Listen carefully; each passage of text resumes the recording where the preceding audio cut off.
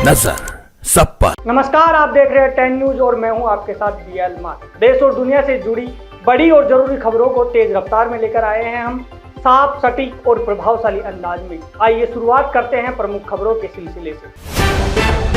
प्रधानमंत्री नरेंद्र मोदी ने कृषि क्षेत्र के लिए 35,440 करोड़ रुपए की दो बड़ी योजनाओं की शुरुआत की। दिल्ली में आयोजित कार्यक्रम में उन्होंने धन धान्य कृषि योजना लॉन्च की और मत्स्य पालन के लिए 693 करोड़ मंजूर किए। पीएम ने कहा कि पिछली सरकारों ने खेती को उसके हाल पर छोड़ा था। भारत और ऑस्ट्रेलिया ने रक्षा सहयोग को मजबूत करने के लिए 3 अहम समझौतों पर हस्ताक्षर किए। इसमें पनडुब्बी खोज और संयुक्त वार्ता शामिल है। रक्षा मंत्री राजनाथ सिंह ने कहा कि आतंक और बातचीत साथ साथ नहीं चल सकते। दोनों देशों ने हिंद प्रशांत क्षेत्र में सहयोग बढ़ाने पर जोर दिया।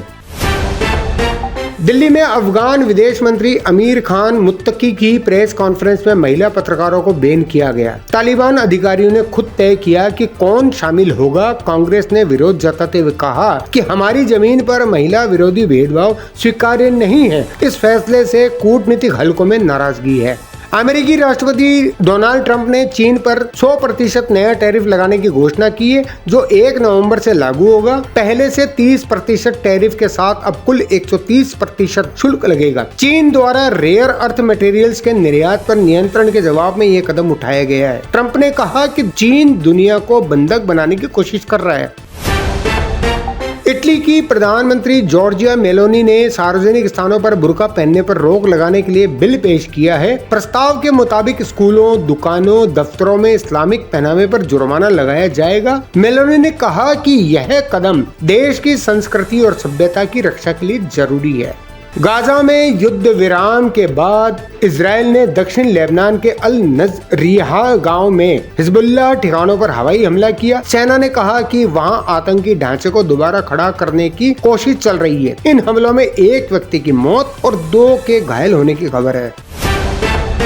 आईपीएस अधिकारी वाई पूरन कुमार की मौत पर सोनिया गांधी ने उनकी पत्नी को संवेदना भरी चिट्ठी लिखी। उन्होंने कहा कि यह घटना दिखाती है कि वरिष्ठ दलित अफसरों को आज भी समानता नहीं मिलती। राहुल गांधी ने भी इसे सामाजिक जहर बताया और न्याय की मांग की। आरएसएस प्रमुख मोहन भागवत ने कहा कि संघ जैसी संस्था केवल नागपुर में बन सकती थी, क्योंकि यहाँ त्याग, समाज और सेवा की भावना पहले से थी। उन्होंने कहा कि आरएसएस का उद्देश्य समाज में अनुशासन, सेवा और सांस्कृतिक जागरूकता बढ़ाना है। हाल ही में संगठन ने अपने 100 वर्ष पूरे किए हैं। चुनाव आयोग अब बिहार के बाद पूरे देश में वोटर लिस्ट वेरिफिकेशन यानी SIR कराएगा। पहले चरण में असम, केरल, पांडुचेरी, तमिलनाडु, पश्चिम बंगाल शामिल होंगे। आयोग के अनुसार इस प्रक्रिया का उद्देश्य मतदाता सूची को अपडेट करना और मृत या फर्जी नामों को हटाना है। दिल्ली में एनडीए नेताओं की बैठक में बिहार सीट बंटवारा लगभग तय हो गया। सूत्रों के अनुसार जेडीयू को 101, बीजेपी को 100, एलजेपी को 26, HAM को 7 और RLM को 6 सीटें मिली। 3 सीटों पर चर्चा जारी है। बीजेपी हारी हुई 35 सीटों को जीतने की रणनीति बना रही है। बिहार में महागठबंधन की पार्टियों के बीच सीट बंटवारे को लेकर मतभेद बढ़ गए हैं। CPI-ML ने ऑफर ठुकराकर 2 उम्मीदवारों की घोषणा कर दी। कांग्रेस 70 सीटों से नीचे आने को तैयार नहीं है। तेजस्वी यादव की मुश्किलें बढ़ गई हैं और गठबंधन पर संकट गहराने लगा। पश्चिम बंगाल के दुर्गापुर में ओडिशा की एक मेडिकल छात्रा से सामूहिक दुष्कर्म की दिल दहला देने वाली घटना सामने आई। यह वारदात मेडिकल कॉलेज के पास हुई। इससे पहले भी भाजपा सांसद पर हमले के बाद अब एक और घटना ने बंगाल की कानून व्यवस्था और महिलाओं की सुरक्षा पर गंभीर सवाल खड़े कर दिए हैं। राजस्थान के अलवर में ISI के लिए जासूसी करने के आरोप में मंगत सिंह को गिरफ्तार किया गया। वह 2 साल से पाक एजेंट ईशा शर्मा के हनी ट्रैप में फंसकर सेना की गुप्त जानकारी भेज रहा था। उसके खिलाफ गोपनीयता अधिनियम के तहत केस दर्ज किया गया है। मध्य प्रदेश में ज्योतिरादित्य सिंधिया की सभा का वीडियो वायरल हो गया, जहां उन्होंने एक समर्थक के आई लव यू कहने पर मुस्कुराते हुए जवाब दिया, आई लव यू टू। यह वीडियो सोशल मीडिया पर खूब पसंद किया जा रहा है और सिंधिया के अंदाज की तारीफ हो रही है। Scindia ji, I love you. I love you to.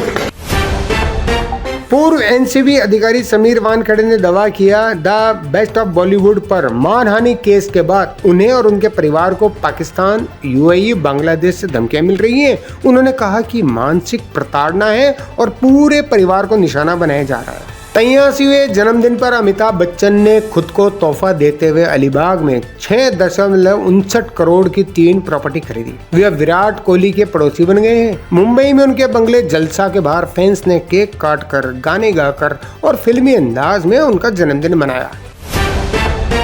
उत्तर भारत में मानसून की विदाई के साथ सर्दी की दस्तक हो गई। पहाड़ों में बर्फबारी और मैदानों में ठिठुरन बढ़ी है। दक्षिण भारत में बारिश जारी है।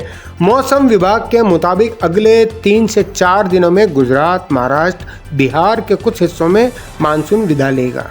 दिल्ली टेस्ट में शुभमन गिल ने वेस्ट इंडीज के खिलाफ शतक जड़कर नया इतिहास रच दिया। यह उनका 10वां टेस्ट शतक है। गिल ने 176 गेंदों पर 13 चौकों और 1 छक्के की मदद से सेंचुरी पूरी की। इस शतक में उन्होंने WTC में रोहित शर्मा का रिकॉर्ड तोड़ा और विराट कोहली के खास क्लब में शामिल हुए। अहमदाबाद में आज से 70वें फिल्म फेयर अवार्ड्स का आयोजन होगा। शाहरुख खान 17 साल बाद शो होस्ट करेंगे। लापता लेडीज ने 24 नॉमिनेशन के साथ रिकॉर्ड बनाया। सेरेमनी के टिकट 5 से 50,000 रुपए तक हैं। बॉलीवुड सितारे अहमदाबाद पहुंच चुके हैं और समारोह को लेकर उत्साह चरम पर है। अजय देवगन अपनी सुपरहिट फिल्म दे दे प्यार दे के सीक्वल के साथ लौट रहे हैं और फिल्म का नाम है दे दे प्यार दे 2। यह पारिवारिक रिश्तों और इश्क के बीच उलझी कहानी होगी। मेकर्स ने इसकी रिलीज डेट और स्टार कास्ट की आधिकारिक घोषणा कर दी है। तो ये थी आज की अहम और बड़ी खबरें। हमारे साथ जुड़े रहिए और हर बड़ी खबर का सच पाने के लिए 10 न्यूज को देखते रहिए। नमस्कार। नजर सब पर।